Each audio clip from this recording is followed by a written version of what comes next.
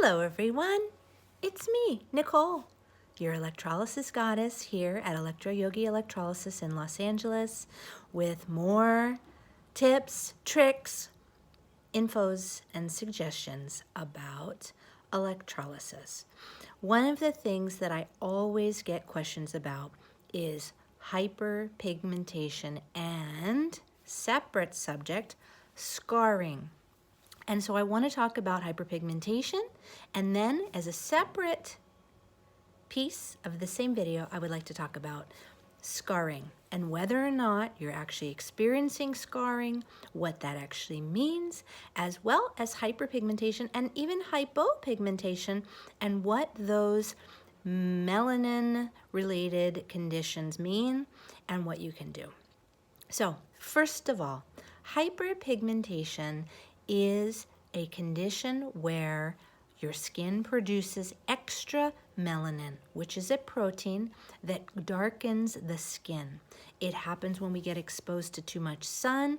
It happens when we have had a cut, scrape, scar. It happens when we have a pimple and we mess with it.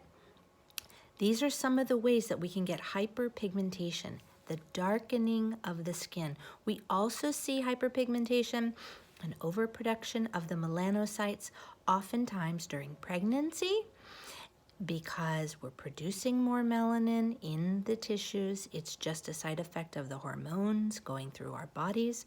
We also start to see it even in menopause because, again, the collagen, the elastin is breaking down. You're much more subject to the rigors of the sun. So we all have to be careful about hyperpigmentation. But I want to explain something about hyperpigmentation, that darkening of the skin.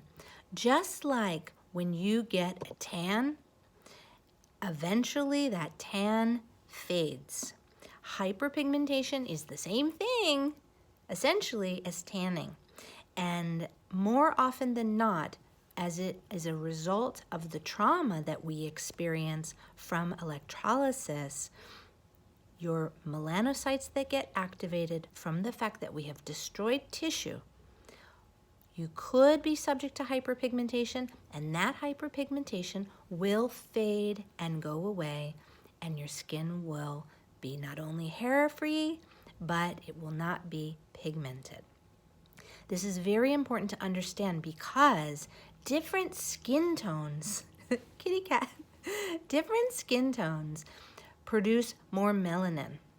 And the more melanin you produce as a result of topical trauma to the skin or even sun tanning, the more melanin that you produce, the more likely you are to hyperpigment through the process of anything that you're doing to your skin. Anything that your skin is exposed to. So someone like me, kind of a tan person, naturally medium skin, I'm Italian and Brazilian, I can hyperpigment, but generally not. I will tan and get brown and it all goes away.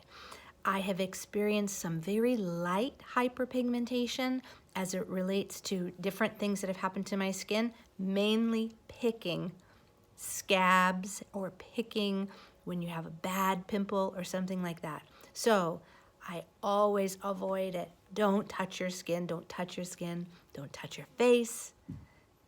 Leave it alone and let it heal. Fair-skinned people, very light-skinned people, will often hyperpigment in a way that looks pink. You get little pink marks. And that too will fade and go away. The important thing to understand is that even if you may hyperpigment, it will fade and it will go away. Oftentimes, though, if you're getting hyperpigmentation, it's probably because you're having your appointments too close together, you're not protecting yourself from the sun, or you have very, very dense hair growth that is hairs very, very close together and a lot of them, and it's the natural path that your skin tone goes through to heal itself. Because when we are destroying your hair follicles, we are destroying tissue. When we destroy that tissue, there is a reaction. That reaction can sometimes lead to hyperpigmentation. Not always, but sometimes, depending on the skin type. Keeping in mind, the important thing for you is sun protection. Don't touch it. Give it time. Space out your treatments. If you're worried about hyperpigmentation, talk to your electrologist or send us a note. Send me a comment, ask me a question. I will try to help answer it for you. But just know that it is a common side effect of healing of the skin in any way, shape, or form.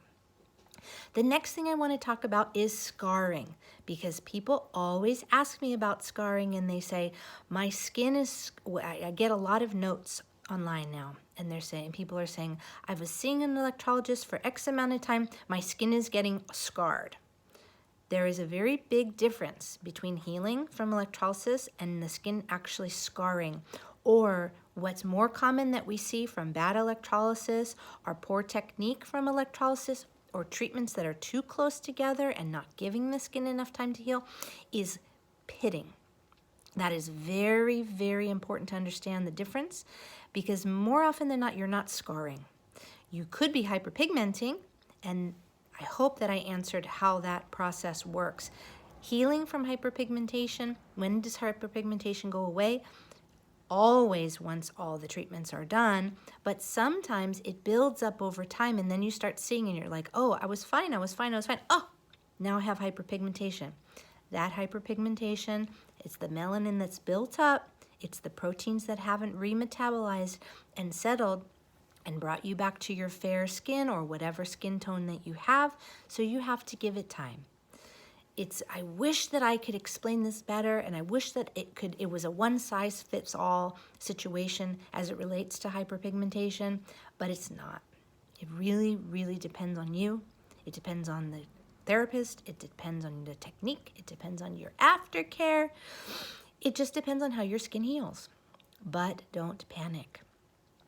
As it relates to scarring, if you think you're scarring from electrolysis, that's very important, and the most important things to check. Are you being overtreated? Are you going too often? Number one. Number two, are you not doing proper aftercare and protecting yourself from the sun? Number three, are you seeing a compromise in the actual integrity of your tissues, like divots or pitting? All of those things are very important to look at, because then as soon as you see anything, you need to raise it and then have your electrologist adjust. The skin is amazing and amazingly resilient, and it can heal and will heal from most things, and most things very beautifully. But it's important to understand what your skin type is like, what your therapist is doing. If you have questions, ask them. If they don't have the right answer, ask me.